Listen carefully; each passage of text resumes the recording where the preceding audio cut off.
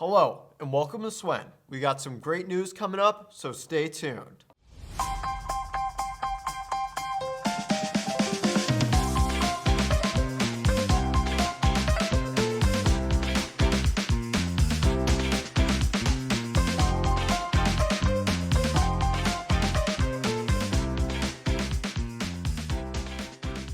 On February 9th, auditions for the Drama Club's musical production, the 25th Annual Putnam County Spelling Bee, will be held from 3 to 5 p.m. in the Black Box.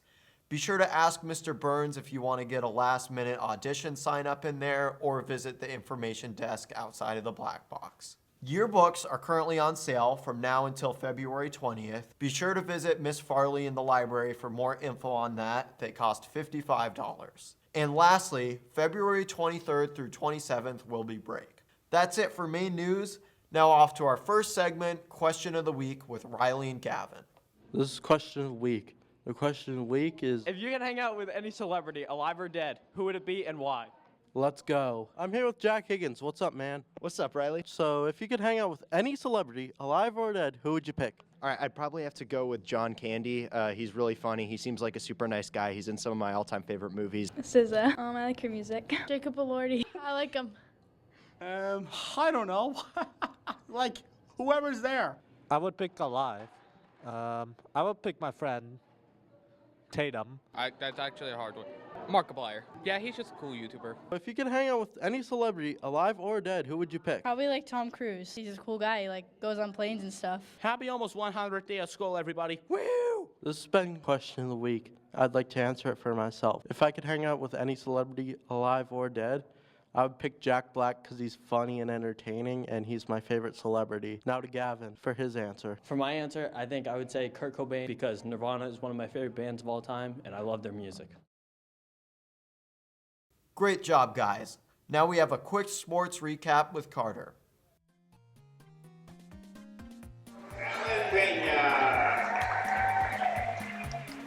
At forward, number 11, sophomore captain Diamante Poe. At guard, number 10, junior captain Jeffrey Politan. At forward, number 23, senior captain Elio Power. And at forward, number 5, senior captain Jackson Gregoire. And the rest of your summer football conference were coached by Mr. Jeff Gregoire, along with Logan Giampa.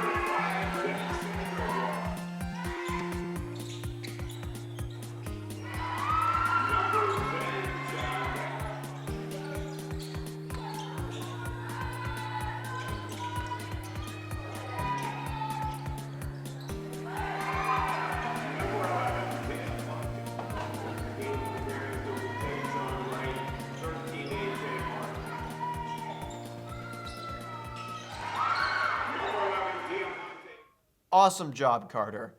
Now we have Film Talk with me and Kane. Hello, and welcome to Film Talk, a segment where we discuss serious films. It's actually very big right now because the Oscar nominations just dropped, and they're quite exciting. For all the Best Picture nominees, we got The Secret Agent, Marty Supreme, F1, Frankenstein, One Battle After Another, Bugonia, Train Dreams, Sinners, Hamnet, and Sentimental Value. Now, I've seen about half of these, and I know about like the rest of them because I've like been keeping up with all the buzz in the film world. But Kane, what do you know about these? I've seen Frankenstein, fantastic film. We've recommended that before on Film Talk. F1 and Marty Supreme, I know of the plot and all that. I just haven't seen them yet. The rest of them, no clue, man. You want to make some guesses here? I can try for you. All right, let's see. The Secret Agent, I'm gonna guess, is about it's a James Bond spinoff where he has to go to Brazil to find a bear that's been mauling people, I think. In 1977, Marcelo, a technology teacher, moves from Sao Paulo to Recife during Carnival to escape his violent past and start over. He finds the city full of chaos and his neighbors begin to spy on him. It's actually Carnival. All right, what do you think One Battle After Another is about? Definitely about a war between amphibians and kind of the reptile species. Leonardo DiCaprio, I know he's in the movie, actually voice acts a turtle, a wise old turtle.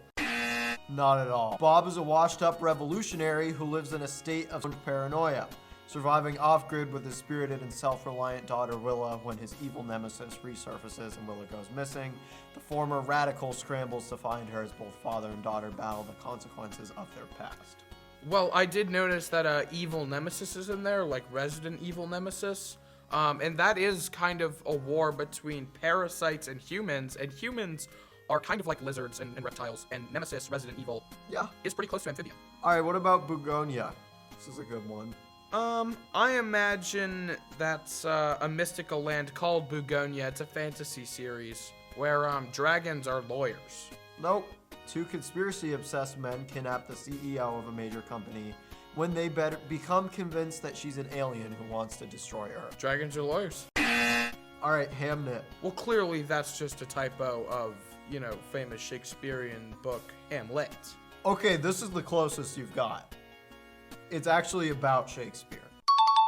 But yeah, I think this is a really solid year for the Oscar noms. I got to see F1, Frankenstein, One Battle After Another, Bugonia, and Sinners. They were all really good movies, and I'd be psyched to see like any one of them win Best Picture, but my personal choice would be One Battle After Another. It was just like incredible.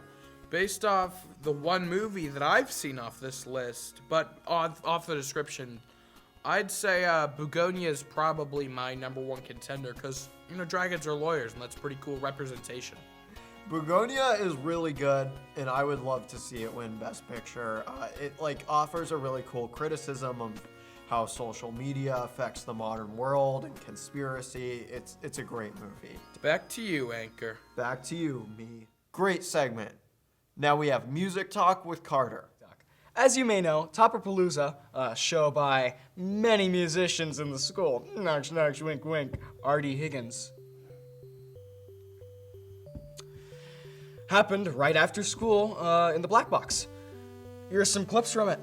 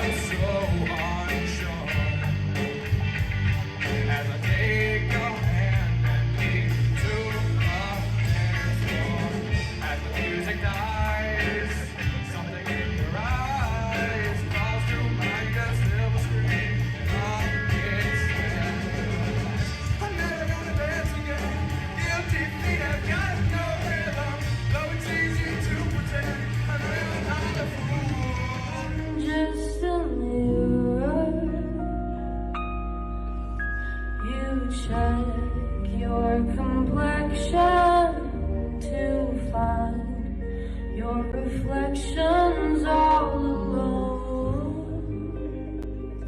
I had to go. Yeah, it's pretty good in my opinion. I mean, they could have had, you know, a few better songs. Like, Magic Mobile could have had their entire library, like, maybe scrubbed. And Spectre Moose could have just, you know, been home. Lightheaded. And, whoever else was there, I don't really care for. That was everyone. Oh.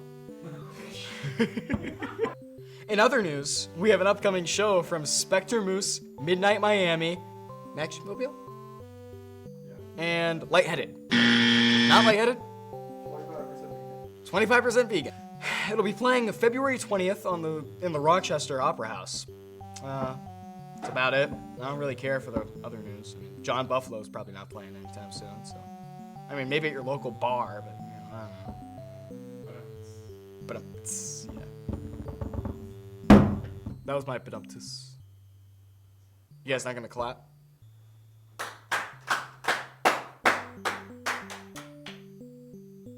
I wish my parents appreciated me as much as you guys do. Thank you, and back to Anchor. Awesome job. Now to wrap things up, we have recommendations with Riley. Hello and welcome to Recommendations. I'm Riley and I'm flying solo for this one. Woohoo! For a TV show, I'd recommend Darling in the Franxx because it left me on edge and it's pretty good and the ending made me sad. For a villain, I'd recommend the twins Mickey and Lou from Far Cry New Dawn because they are the most intimidating villains I know and their boss fight was really difficult. It took me like 2 days to do. For album, I recommend Toxic by the Throbbing Ox because you're supporting local bands and he's got a bunch of good songs on there like Hot Car, Used Band-Aid, and Hoarder. For a video game, I'd recommend Lego Worlds because you can build whatever you want and it's pretty funny to just play with your friends and drill holes in their worlds.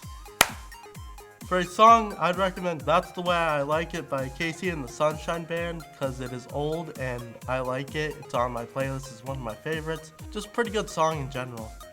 For a fast food item, I'd recommend the Bacon Cheeseburger because it's classic, you can't go wrong with it, and it's pretty good.